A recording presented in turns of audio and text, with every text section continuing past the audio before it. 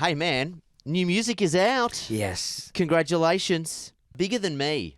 Tell me all about it. Tell us about the process. Tell me about where you were. I was. We did it in London. We wrote that in London, and it was this. There was a lot of pressure with this, or at least I'd put a lot of pressure on myself in terms of what I wanted out of this first single.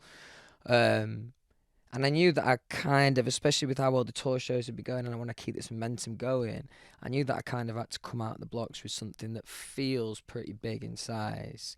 And I'm a massive, massive fan of that chorus, man. It gives you that kind of feeling, and it feels like an ambitious song to come out with. But also something that's been important to me throughout the writing process is it's something that you can imagine easily in the context of the live show, and that's really important for me because that, as I said before, that's my favourite stuff to do. So yeah, I'm really looking forward to doing this one live. Nice.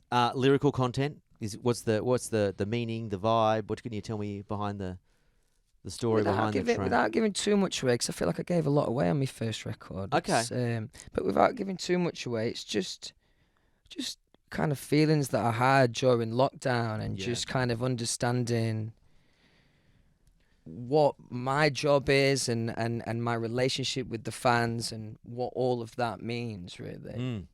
I don't think I asked you this before.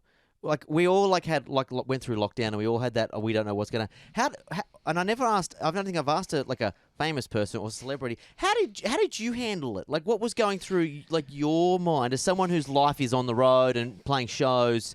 You know, what was your initial thoughts? Were you like, this is it? I'm never going to play a show again. Were you optimistic?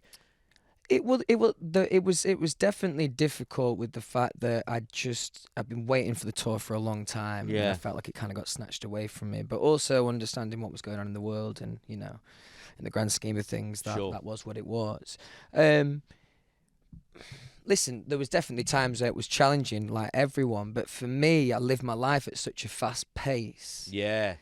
And it was nice just having, especially in the context of the album for a second, it was nice just having the pressure off, even, just for a little bit of time mentally. That kind of suited me, actually. No, I get that. I think a lot of us, like, who live in, like, very quick or intense lives where if you don't press, none of us want to, like, press the brakes because it's like you just never know where it's going to end. So you're just like, oh, go, go, go, go, go. And you've been going since, 11 years. Yeah. It probably was like, oh, I get to stop.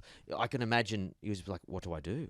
I've got to define myself on my own. How do I be on my own and just like do nothing? But no, it was good. It was, and I do think it helped me in a different way with writing on the record, because it just, like I said, there's just such a fast pace to my life, and there was a lot of time to think and kind of clear your head. Yeah, and that's obviously good for writing.